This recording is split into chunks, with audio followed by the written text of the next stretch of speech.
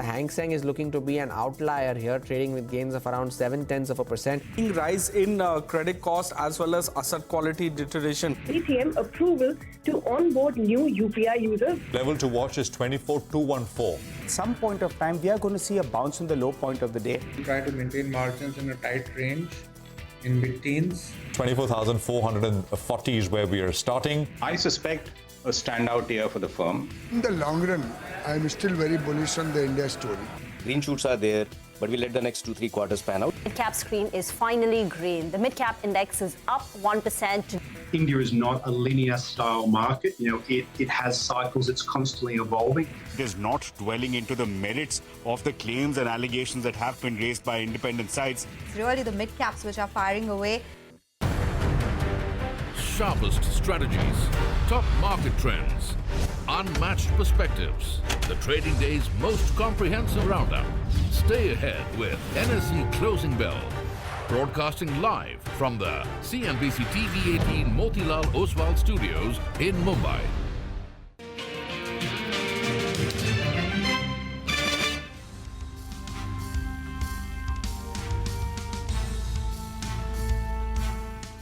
Well, that was the day so far. Hello and welcome to Closing Bell, live from the CNBC-TV18 Motilal Oswal studio. I'm Reema Tendulkar.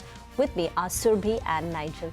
Guys, just as we speak, the Nifty and the Sensex have dipped into the red. Yeah. We didn't have a red tick, at least on the benchmark indices through the day. But now in the last 10-15 minutes, we've given up close to about 50 points from the top. But the mid-cap, the broader markets continue to be strong. Mid-cap index up 1%, small-cap index up 1.5%. Well, I'll tell you what, irrespective of what the index does today, and if we go home with a flattish number as well, I think the bulls will take it because we have so many earnings surprises today. Reema, you have been tracking a few of those tech companies, which we'll get into in greater detail. You have Bajaj Finance, Bajaj Finserve, both of them looked quite good. Coforge, as we saw in that, in the wrap as we came into the show as well. GMDC as well. So many earnings positives. Max Financial is up close to around 10% odd. And that was missing in the last 10 days or so in this earnings season so far. So it's good to see some surprises. And the hope is post-market hours, we have a lot of big names. Dixon Technology comes out with a set of numbers. We've seen what Amber has done. Let's see what Dixon can do as well. These stocks have rallied. And on top of that, they're seeing a bit of a rally. So that's going to be important. And some of those frontline names like HUL as well. So commentary is going to be top of mind to track. TVS Motors numbers will be tracked after what happened with Bajaj Auto. Absolutely. And I think what's different in the market today is the market is willing to at least hear positive commentary and reward stocks for it. Case in point being, of course, Bajaj Finance. So, the market is in a slightly more charitable mood than yesterday, where everything was getting smashed left, right and center. Having said that, global markets are still a little tentative. There's a little bit of red on European screens right now. Markets are down between about 0.25% to about 0.5%, depending on which one you're looking at. And even the futures, Wall Street futures, are pointing towards a bit of a cautious start. So mild negative on those markets. So let's see if we can retain a bulk of the gain that we've seen, because it's coming after a while. Just to talk about the movers and shakers, I mean, on the large cap screen, obviously Bajaj Finance is in pole position, and it's very, very interesting how the market's reacting to this one. But then it's also a question of pedigree and credibility with respect to what the management is saying, and stock valuations. That's what seems to be working in favor. There's been some buying in tech. Tech has been supportive today, whether it's TCS or names like HCL Tech, Infosys. They're all on the upside. The downside continues, from some of the banking names. Some of the auto names are still weak. Axis Bank, ICICI Bank, SBI, they're all on the downside. And names like Mahindra and Mahindra still looking at a fair amount of profit taking. So it's a mixed picture. But, like you guys are pointing out, the broader market is where the action is. So, just some examples there. And Reema will tell us why the stocks are doing what they are. But Persistent, Coforge, it's been a blowout day for mid-cap IT, and we'll talk about it as we go forward.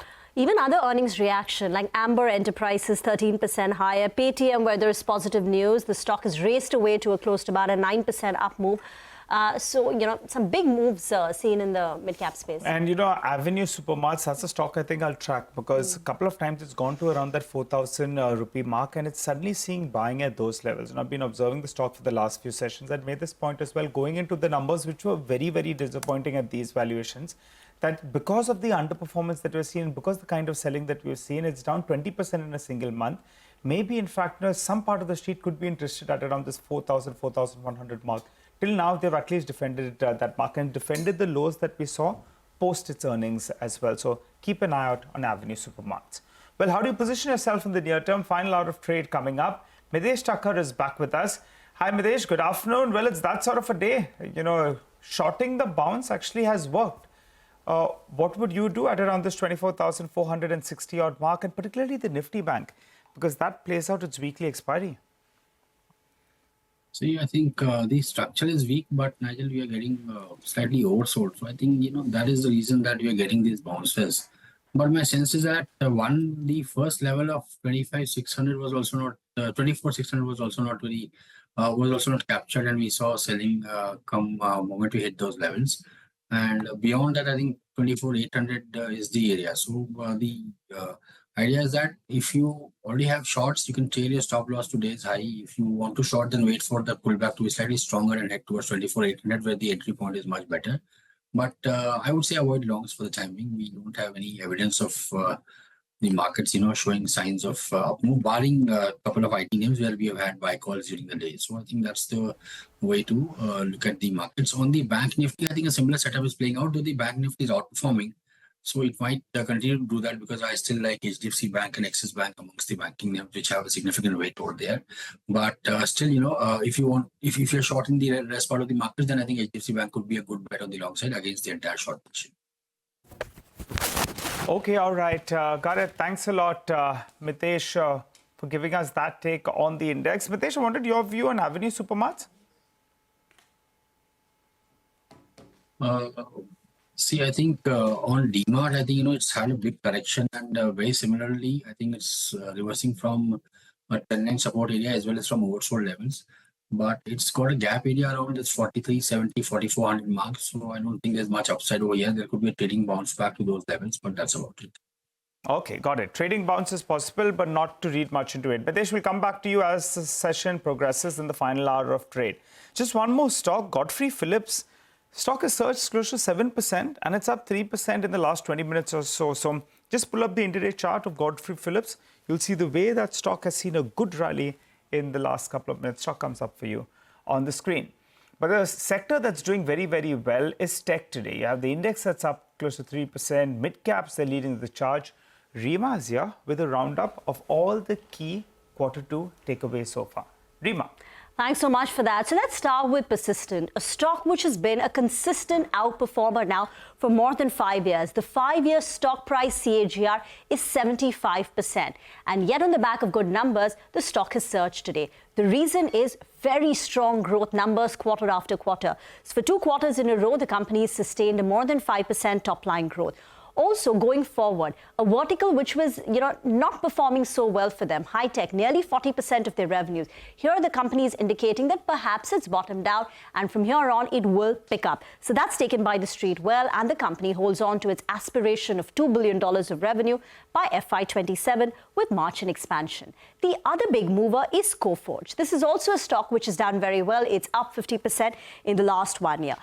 Again, very strong numbers. What stood out this time is that the large cap IT companies came out with an okay set of numbers, but not such a high growth rate. It was 1-2% kind. But this is the kind of growth rate reported by mid-cap companies. So Coforge's organic revenue growth was 6.3%. Also, the company said that Q3 and Q4 will also be strong despite the seasonality, because their order booking, the 12-month executable order book, is up 40%. Even the Cigniti acquisition, the street was skeptical when the company had acquired Cigniti, but Cigniti is turning out to be a valuable asset. Cigniti in the current quarter reported a revenue growth of 6%, and even for the full year, they're saying by the end of the year, Cigniti's margins will be 18%, higher than the 16.5% that they had earlier anticipated. And there is potential for the company on an overall basis to exceed the gross margin guidance of 50 basis points. They'll meet it, or if not beat it. And they said FY25 will be a standout year for the company. And Zensar, Here, the top line growth was okay-ish, but yet the stock is doing very well. The company said that in the current quarter, Q3, it will be better compared to the Q3 of last year. They say margins will be maintained at mid-teens. The pipeline is good. The company is working on a couple of large deals. But you're also seeing reaction where earnings may have already come out. Say stocks like an Emphasis, a First Source, which is yet to report numbers because of their BFSI exposure. Across the board, we've seen BFSI do very well for IT companies. Back to you. All right, thanks a lot for that, Rima. Well, let's get in Prakash Diwan as well to give us his view on the mid-cap IT companies. Hi, Prakash. Good afternoon and good to see you win. Positive surprise we were searching for. We've got it in these mid-cap tech names. What do you like from this entire bunch? I mean, Coforge management, the kind of body language, the commentary was spectacular. Your take? Absolutely, Nigel. I think, when the big boys came up with numbers, there was a very clear indication of BFSI seeing some green shoots, particularly, when TCS indicated things are looking up. And now you have, the other verticals also kind of adding up to it, which couldn't have been better. So it's music to the ears of most investors who have had their faith in the mid-cap names like Persistent and Coforge. And look at how First Source is smarting up before the numbers. I mean, this is clear bullishness spreading to the entire sector, Nigel. If you really ask me, all these players, all these names are potentially outperformers. They, as Rima very well put, it's not just that they're going to meet expectations, they're going to beat expectations also. Now, if the third and fourth quarter also look up for the likes of Persistent and Coforge, I don't know how, you would be able to resist not buying into it. But my sense is today is not the day. Today, there's a day, they're celebrating numbers, everything is looking positive. But if you have a day like yesterday, this is what you accumulate going forward. And closer to November, once the US election outcome is known to us, Nigel, it's going to be very easy for everybody to start penciling in some certainty in numbers from these companies. So I would wait for a bad day to buy into this. Today is not the day, as I said. But yes, you should have these, your exposure to these mid-cap ITs. Names definitely makes a lot of sense in terms of resilience to the portfolio with the, advantages, delta potential. All right, so you're looking sorry to interrupt. If the companies are beating estimates like Persistent and Coforge, the stocks are up 10%. But look at KPIT Tech. KPIT Tech was a steady quarter in line with market expectations, but the stock is down 2.5%. It's not a big fall, but the reaction has been negative. And here, as I said, the numbers are largely in line. So all these three stocks traded higher valuations, particularly KPIT and Persistent. These are two stocks with high valuations. But despite high valuations, you're seeing Persistent do well because there is an earnings beat. Correct. In KPIT's tech, the stock has retreated a bit. I think the street wants something more in the numbers besides an inline set of numbers. So I guess some of these companies have provided that. By the way, just keep an eye out on the screen. It appears the FIs have woken up a little late. The markets have come off close to around 150 points from the high point of the day. So let's hope they slow down in the last 45 minutes or so, because otherwise the session is shaping up to be quite a good one. But let's focus on the top gainers on the Nifty. Bajaj Finance, that's the biggest gainer post its quarter two numbers. Abhishek joins in to run us through the key highlights and what brokerages are making of those numbers. Abhishek?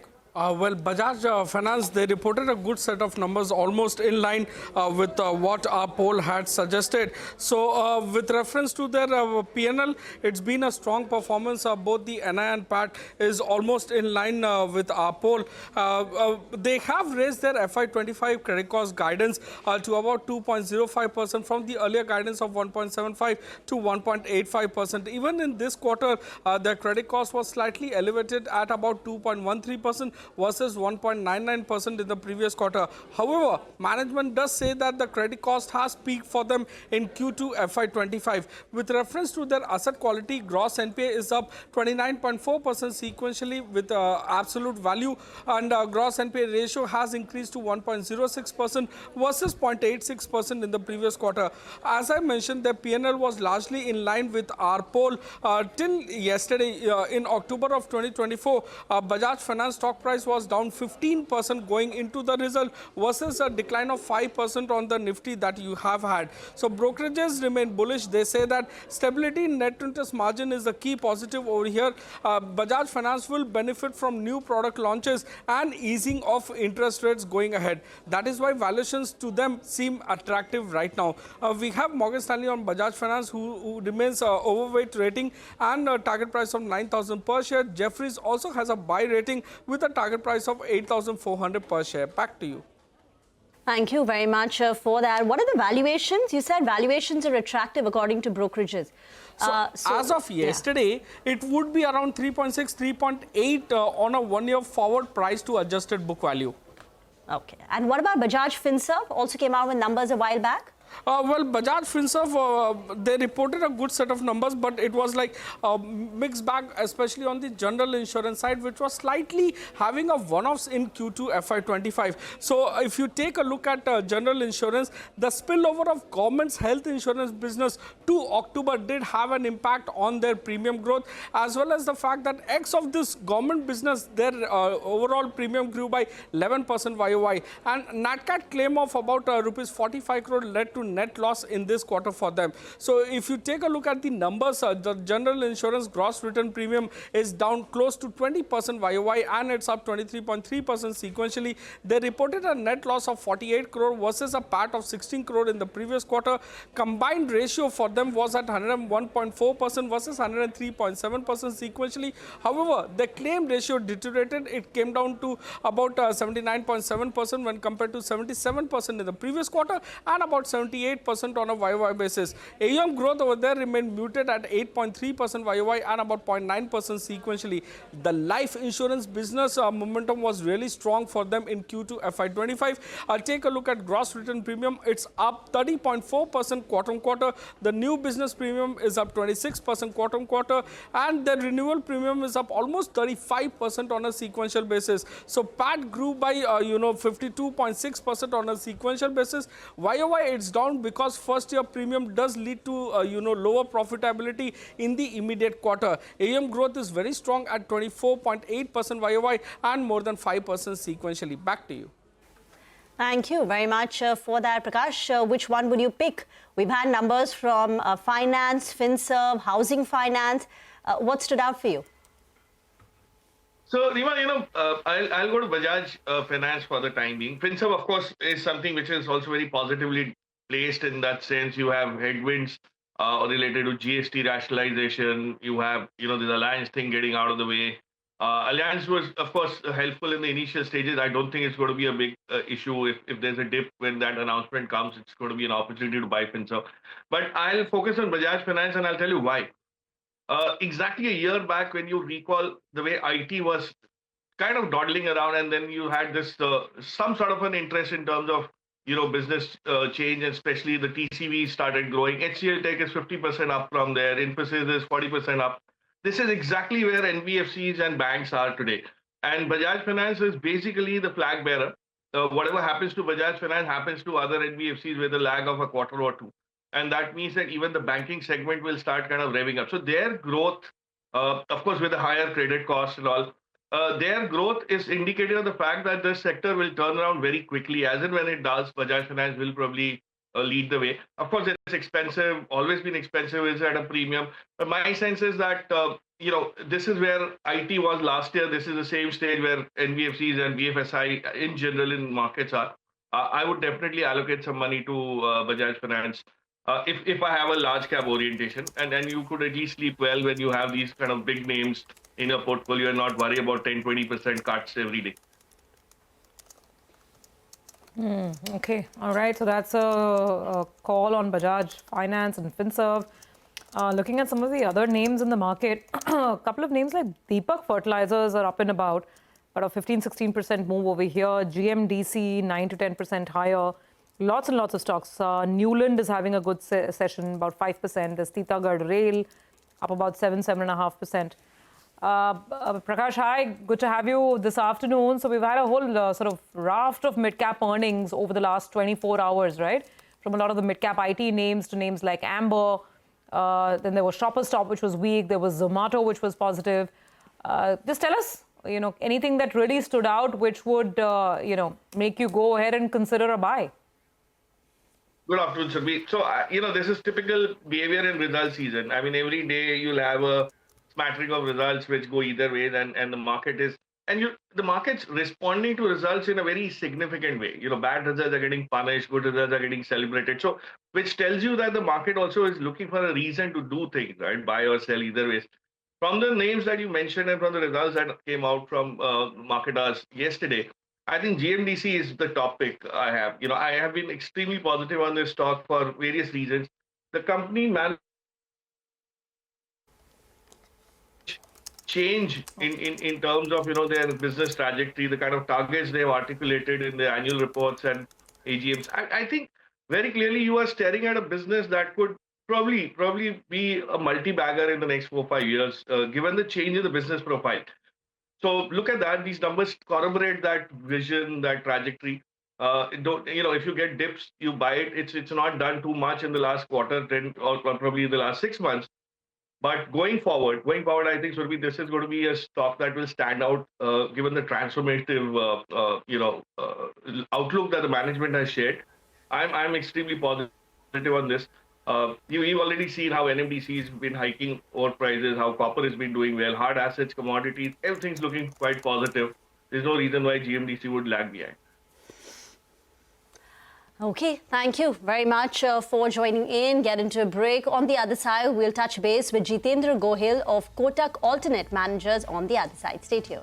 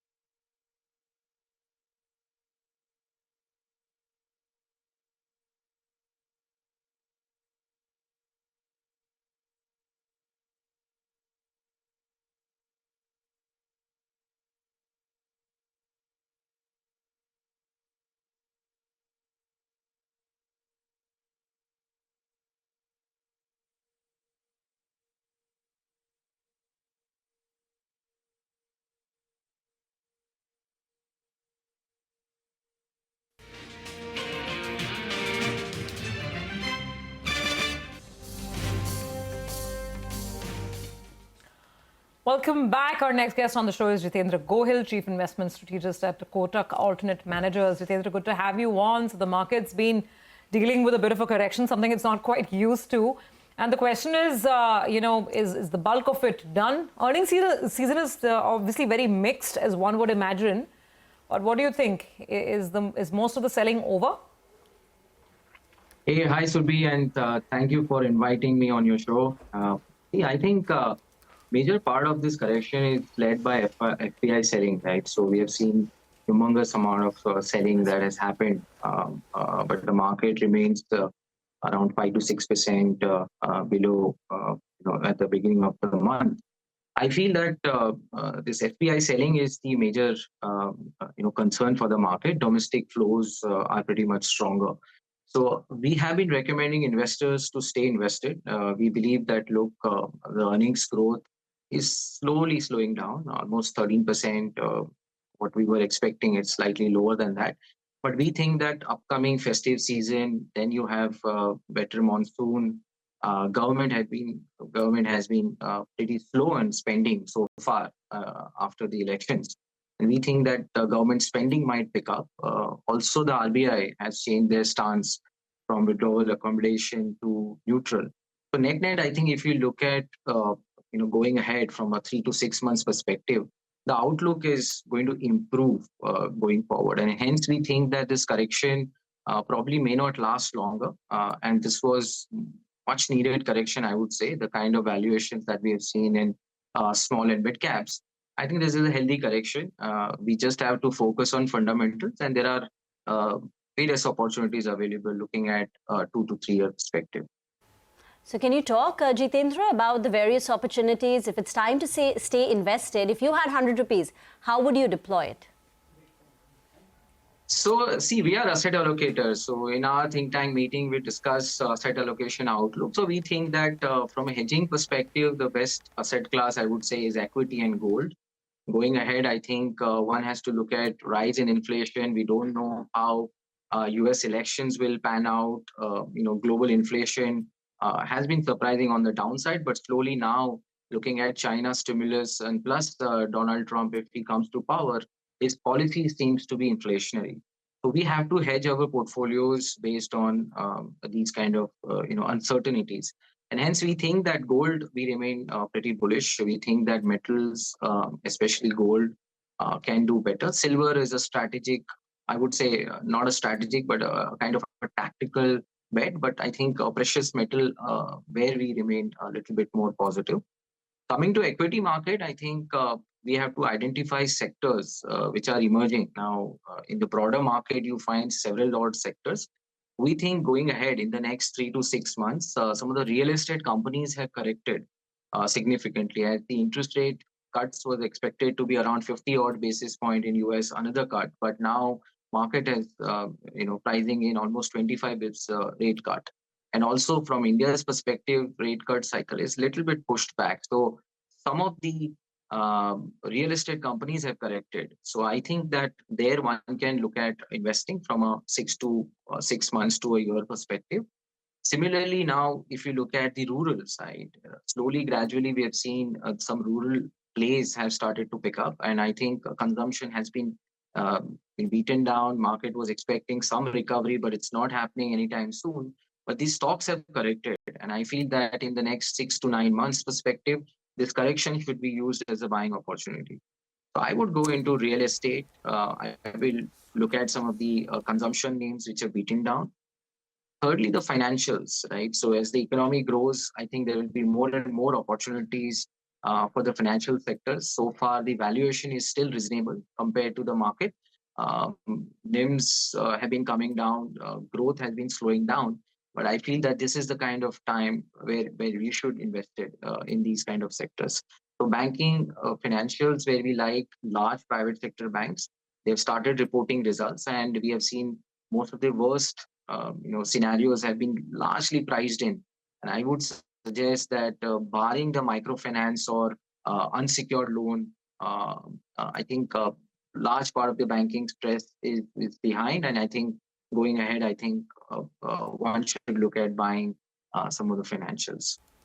Okay. Hi, Jitendra. Good afternoon and good to see you. And if you could put a percentage to the asset allocation, gold, equities, as of now, bonds, if you could put a percentage. And within equities, I recall earlier this year when we had a chat, you were talking about, I think, 70-80% going into large caps.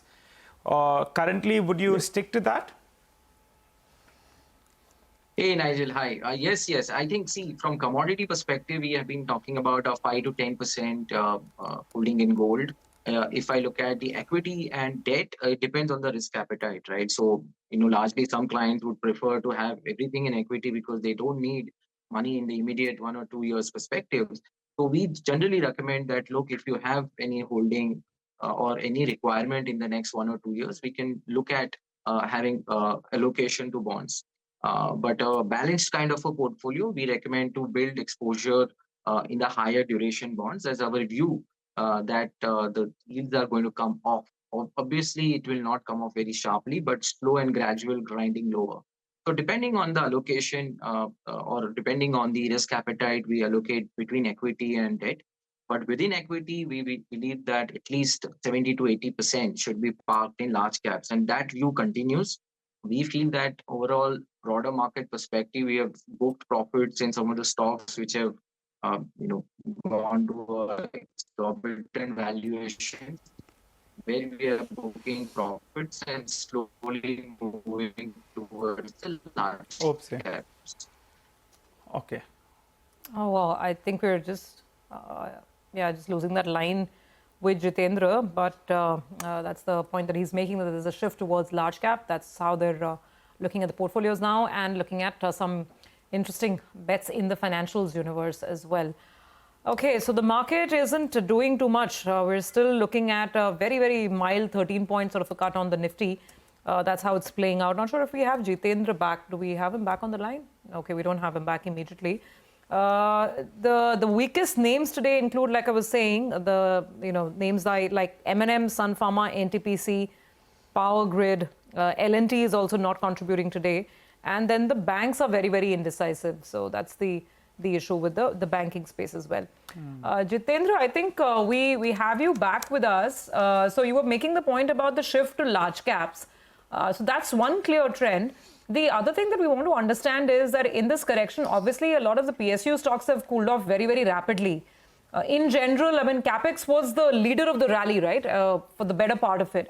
What is your view on PSUs, CapEx, industrials? Have you been taking profits as well? Yes, so we see what we have to understand, these stocks were actually doing much better because of the government spending. So from March onwards, we have seen because of elections, government is going slow on spending. So capex spending has slowed down from the government, and also even revenue spending is slowing down because of the election. And slowly, gradually, we feel that looking at the PMI numbers, which have seen some minor slowdown, I feel there will be a pickup. And since the consumption is not picking to the extent the way market was expecting, there could be slight rotation happening towards the industrials and capital goods. It's not a clear sign as of now. We will have to wait for some data points. But slowly, gradually, I think some pickup will happen in the high beta, or you can say capital goods and industrial names. Second thing that you spoke about is what I think on the capital goods. Yeah, on the industrial and capital goods side, yeah. Yeah, so that's and in terms of PSUs, I think see the clear sign emerged after the elections, right? So market was betting that there will be a clear majority government, and we did not have that. So that was a pivot, and a lot of investors have started buying PSUs to the extent that some of the PSUs were actually trading at something like unheard of valuations. So I feel that that correction is underway. So we are staying away from PSU as of now. We feel that there's more derating possibility as the valuation is still high. And secondly, I think market is also waiting for a clear outcome of the state elections. So I feel that's a near-term trigger. If we see positive results or BJP retaining Maharashtra, then I think we might see more interest in some of the PSU or capex spending kind of stocks, because we have clearly seen that in the past government has tilted more towards social welfare spending if their political victory is not to the extent that they were expecting. So that's the view. I think it's a politics and PSUs go hand in hand, in my view. Thank you, Jitendra, for joining in. Just one more stock where, there's a lot of pressure. That's Chennai Petrol on the way down, 11% gone. This is a stock in 2 years, went up from 200 rupees almost to 1,000. And since then, it's corrected. And today, down 11%. The company came out with their numbers. Very disappointing. EBITDA loss of 675 crore and a bottom line loss of 634 crore. So Chennai Petrol is one of the casualties. Yeah. Just one more, SBI, SBI Life, I think those numbers, the value of the new business, well, that looks like it's in line, but the value of new business margin, that is much, much better than what the street was working with. So that's encouraging. Remember, when we had HDFC Life's numbers, those numbers were a little bit subdued. So all these stocks took a bit of a knock. But after HDFC Life clarified that for the future, they're expecting good amount of growth in the VNB business, as well as in VNB margins as well should recover, because there were a couple of one-offs. I think this SBI Life numbers, prima facie, looks like a very, very good set. We'll do one thing. We'll slip into a short break. And on the other side, I think Yash will join in and fill us in with further details on that front. There's also a quick programming note, because as we prepare to ring in the festivities this Diwali, do tune in to CNBC TV18's Market Movers Forum tomorrow 3 p.m. onwards, featuring guests like Ramdev Agrawal, S. Naren, Navneet Munot, Nilesh Shah. We'll help your portfolio prosper this Diwali.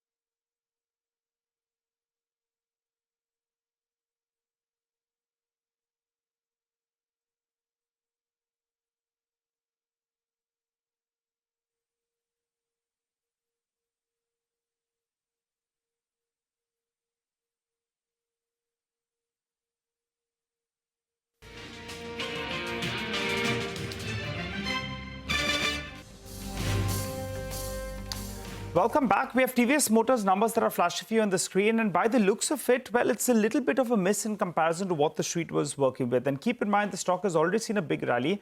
So a miss actually is getting sold into, and it's sold into aggressively. The top line is a miss, but the good news actually is that the EBITDA number is not that much of a miss. So on the margin profile, it's closer to under 30 basis points miss in comparison to what we were working. We were working with a number closer to around 12%, while it's coming at around 11.7% odd. So that explains why the stock is down close to around 5%, because on the top line, it's missed, I think, by more than a couple of percentage points out there. So there was a knee-jerk reaction. Stock was down more than 5%. It's still down close to around 3.5%. We'll wait by to hear commentary on that front. But these numbers are a little bit subdued, should be, in comparison to what the street was working with. Absolutely. I mean, and at the top line level as well as the EBITDA and the margin level, and the stock is selling off because of that. We'll get you some more perspective on this in just a bit as we go forward. But we also have Mitesh now joining in for some quick thoughts and trading ideas before the day closes out. Mitesh, before we get to the calls, just a word on TVS Motors as well. I mean, otherwise the stock's been all right. The sentiment is obviously negative against the auto space in general, and then comes this mild earnings miss. Levels to watch now, TVS? The TVS, in fact, has now showing first signs of profit booking, and it's right at the weekly average level. So this week's low, which is rather, today's low of 24.95 is very important. But assuming it breaks that, because the structure is suggesting that, I would believe that it could go down to as low as about 2,300 in the worst case scenario, and maybe 2,350 as the minimum target. So I think the structure is weak. One should avoid exit the stock. Okay, by the way, look at Hero Moto as well. That's another two-wheeler name that's taken a bit of a knock. Some additional selling on Hero as well while we are looking at those TVS Motors numbers. There you go. It's dipped into the negative as we speak. Okay, Mitesh, so finally, before we let you go for the day, final trading advice and trading ideas. See, looking at the market structure, if you have shorts now, and I would suggest trade the stop loss very aggressively, avoid longs, and even if you get hit by, if the Nifty starts getting past 24,600, then I think you will get a pullback to about 24,800, where I would still suggest shorting. So the structure to me remains weak. Okay. And stock calls, anything specific? Yeah, I just gave, I think, I think the BTST, the activity calls are pending. Yeah. So I have activity on Aurobindo Pharma. Cheapest stop at about 14.45 and 14.46, and look for a target of around 14.10 here. And the other one is BTST on activity on coal index, heading towards very important supply levels of 477, 478, and it's at 475 right now. So keep a stop at 480, look for targets of 466. Okay, all right, got that. Mitesh, thanks very much. You have a good rest of the day. Right now, we are turning the spotlight on GMR Airports. Stock is in focus on the back of group-level fundraise in debt instruments. Vivek is here with the details. Vivek. Well, that's right. A very interesting development as far as the GMR group is concerned. ADIA, which is Abu Dhabi Investment Authority, is going to invest close to 6,300 crore in optionally convertible debentures of GMR Infra Enterprises Private Limited. GMR Infra Enterprises Private Limited is a wholly owned subsidiary of GMR Enterprise Private Limited, and GMR Airports too is a subsidiary of GMR Enterprise Private Limited. What is it that the GMR group is saying in terms of how exactly are they going to use the proceeds of this particular fundraise? They will be using the proceeds of the transaction to refinance all of the external debt of GMR Enterprise Private Limited. The GMR promoter pledge on its shareholding in GMR Airports will reduce significantly is what the company is guiding to. GMR Enterprise Private Limited to consolidate multiple lenders into a single source of capital is what the company is saying. So eventually, promoter pledge is expected to come down, and also some refinance cost savings is expected to come on the back of multiple lenders actually going ahead and consolidating into one single lender. On the back of that, GMR Airports is in focus. The stock's done quite well. Also, remember, there was some news earlier today as well in terms of a clarification that the company put out to the exchanges in terms of the recent Supreme Court order as well. Thank you very much for that. Mayuresh Joshi, Head of Equity Research at William O'Neill, is now with us on the show. Mayuresh, first comment on TVS Motors, miss on the margins, miss on the profitability compared to expectations. Afternoon, Rima. Obviously, I think the stock has moved up quite significantly over the past few weeks and months, has been an outlier and an outperformer. as far as the two-wheeler space is concerned. I think it's a marginal miss on the margins against what the street expectations were. But I think a large part of the street is getting perturbed in terms of how numbers will play out in the second half. There has been a good push through as far as the dealer or the inventory pipeline is concerned in lieu of the festivities. But are those numbers going to get converted into actual sales? Our sentiment is still very, very strong when it probably comes to the auto pack in general. I think that is where the apprehension probably lies. And that is where I think the softness might come through. If numbers probably don't go through or inventory probably remains at the dealer end, is there a discounting factor that probably comes through by the end of this year? Does that have an effect on margins? How is the new portfolio and new product launches, specifically the EV launches, expected to play out in view of competition? And obviously valuations to comprehend with as well. A large part of the two-wheeler pack, I think valuations much higher than the average mean standard deviations. And therefore a marginal miss will be probably booked into as you're seeing right now. But it all depends on management comments. I think if the commentary is robust for the second half and the management sounds very, very optimistic, you might actually see a bounce back come back tomorrow. Actually, for the time being, the street is not buying that dip. It's a miss actually on most parameters, and I think the street doesn't like it at all. Even on the net profit number, it's a big, big miss out there. And the EBITDA front as well, there's close to around, I think, a 4% miss in comparison to what we were working with. Sudarshan is joining in. He's had a good look at those numbers. Sudarshan, these numbers are disappointing, and the problem is the street was in position for a weak set of numbers. Tell us more. Expectations were that TVS Motor amongst all the two-wheeler companies would report a strong set of earnings. But by the first look of the numbers, that all the numbers, top-line numbers, or you look at EBITDA or margin, all the numbers have come in below estimates. If you look at the net profit number, it's come around 663 crore against our expectation of 700 crore. Same with revenue, it has come at 9,228 crore versus our expectation of 9,470 crore. Even EBITDA has also come at 1,080 crore against our expectation of 1,100 crore. And margin has come in below 12% against our expectation of 12%. So it seems that company has faced the demand concerns, and we'll wait for the further more commentary, because the commentary would be more important regarding the festive season, as Bajaj last week had mentioned regarding the festive season that they had seen 1 to 2% growth in the first half of the season. We'll have to see what TVS Motors says. But for now, by the first look, numbers look weak. Bajaj Auto has recovered over the last couple of days, but it's still not back to the price that it was prior to the Q2 numbers when we had that 10% fall. At that time, the stock price was in excess of, I think, 11,600. Pull up a 1 month or a 14-day chart of Bajaj Auto, and you would see that. A chart would be more helpful, but as you can see, there you have it. It was closer to 12,000, 11,500, 600. Before the big fall. Sudarshan, thank you very much for that. We'll await more details from the management in the conference call. Mayuresh, Persistent and Coforge. These were stocks which have done well, and yet you've seen a 10-11% kind of rally. What would you do now? Yes, for Rima, I think the numbers have been surprisingly very, very good. So if you probably look at both their numbers, constant currency growth, dollar revenue growth has surpassed expectations. Obviously, I think the kind of trajectory that the management is now looking at in terms of the order backlog that both these companies have, they're probably looking at very strong quarters, even in Q3 and Q4, which are traditionally supposed to be soft quarters, both in terms of furloughs and Christmas holidays for Q3, and Q4 when the discretionary budgetary patterns probably get determined. But looking at how the order book is getting placed, the pricing for these orders as well, and the expectations in terms of a strong recovery, in terms of the strong platforms that they probably build. You look at Persistent's presentation and the platform that they are building, and the acceptability of this platform, I think is getting well recognized across industries, and that is a big, big positive. Similarly for Coforge, I think the expectations in terms of stability, in terms of margins, and expectations in terms of all their core sub-segments actually doing well should augur well. So I think earnings have been a beat. Management commentary sounds very, very optimistic. Obviously, the stocks are not cheap even. They are expensive, to say the least. They're trading at late stage basis, as we see in markets with India. But as a disclaimer, we've always mentioned this time and again on your channel. It's Persistent Coforge emphasis is some of the stocks that we hold in our global portfolios. We continue holding that. And I think we will hold that, looking at how commentaries are plotting here. Okay, all right. Mayuresh, thanks very much for that. So that's as far as some of the earnings reactions are concerned.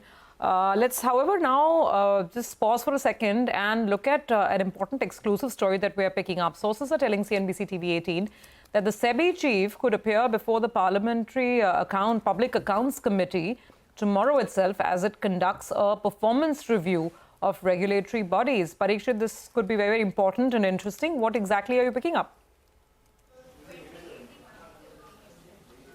Well, for the last few months, we've been seeing how the Congress party and the opposition have been raising questions for the SEBI chief, Madhavi Puri Butch, and asking for accountability when it comes to Hindenburg's allegations against her and her husband Dhaval Butch.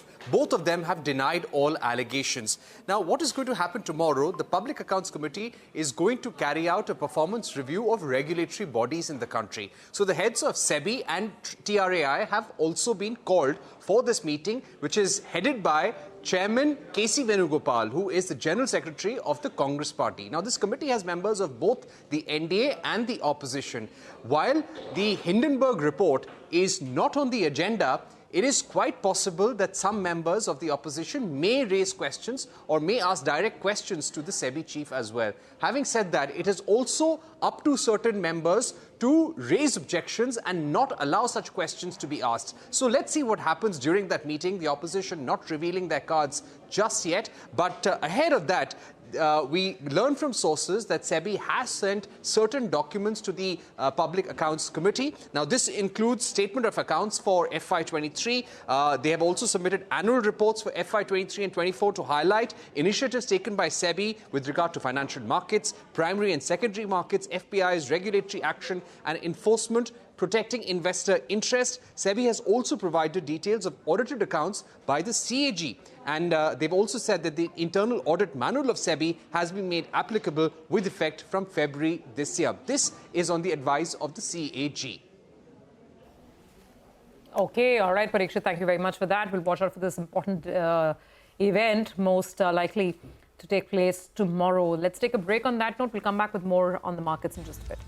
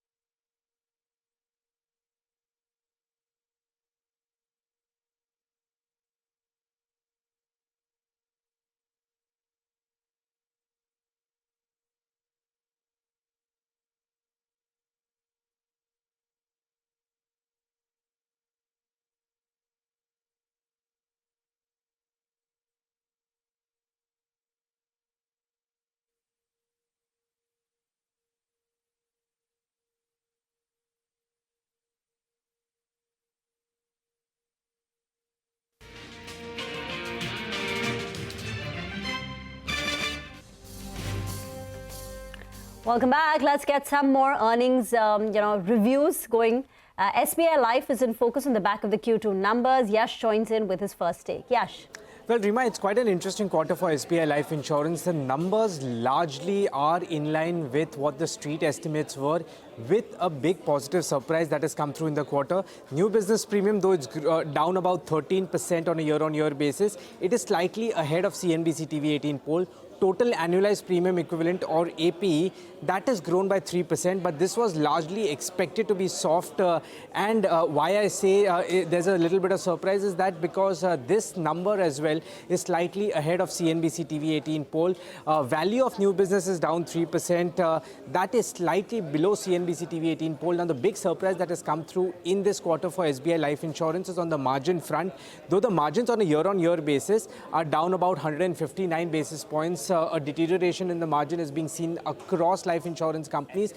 But to the number that the street was working with, it's a big beat to that number. The estimates were a margin of about 27.57%. What has come through is 26.9%. So there is where it's given a big surprise on the margin front, and explains why the stock's been holding up after the results as well. Okay, all right. Got that. So some greed on SBI Life continuing for now. Thanks for that, Yash. Mayuresh is still with us. Mayuresh, some final thoughts.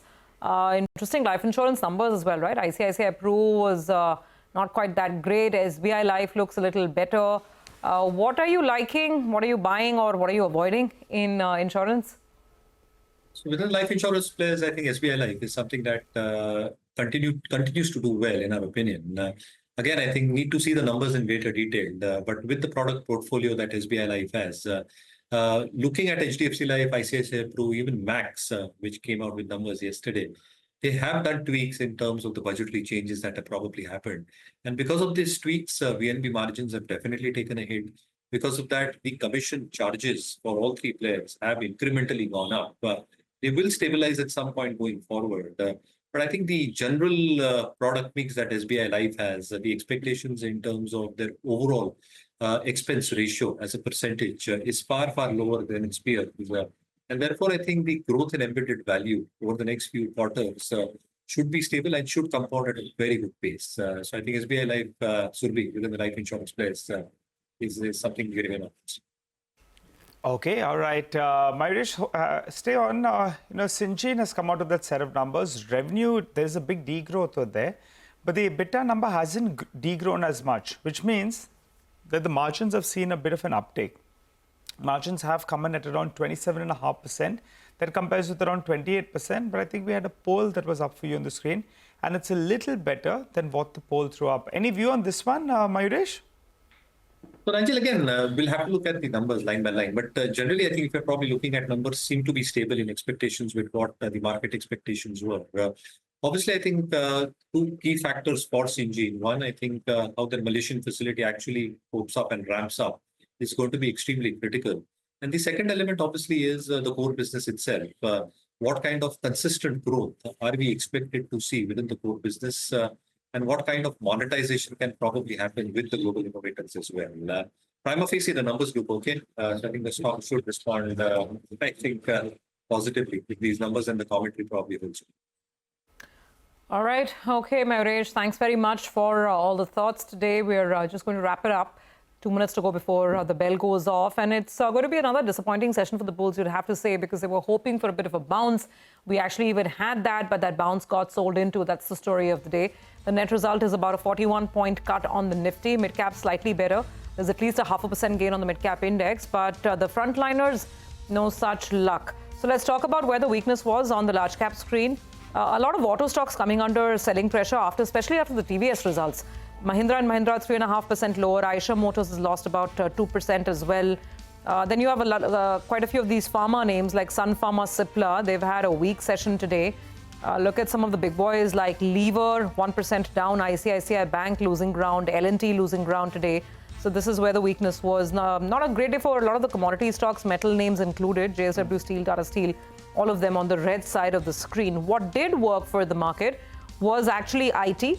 Infosys, TCS, they were trying to offer some counter support. It wasn't enough, but for what it's worth, about 1 to 1.5% up on these stocks. HDFC Bank, second day running, It continued its good show, about 1.5% over there. And of course, Bajaj Finance was, of course, the stock of the day, 5% higher as the market believes that perhaps the worst of the credit cost is now behind them. Well, a few winners from the broader markets. Bandhan Bank from bottomed out levels, the stock was up 5%. HFCL was up close to around 6%. As should be mentioned, metals were under pressure, but you had a couple of names that did do well. GMDC reacted to its numbers, reacted favorably out there. From the chemicals basket, Vishnu Chemicals comes up for you in the screen. That stock was up close to around 10% in today's trading session. So big surge is what we saw on that name in trade. Welspun Corp as well did quite well. That stock was up close to around 4.5%. So quite a few winners from the broader markets as well. Paytm was up 7.5%. And as should be mentioned earlier, Varun Beverages did quite well. Jyoti Structures as well. Well, it won a big order, and that stock was up close to around 5%, locked through the trading session on massive volumes. Well, on that note, we'll wrap up on this edition of Closing Bell. Don't go anywhere. Markets Forward, waiting for you on the other side.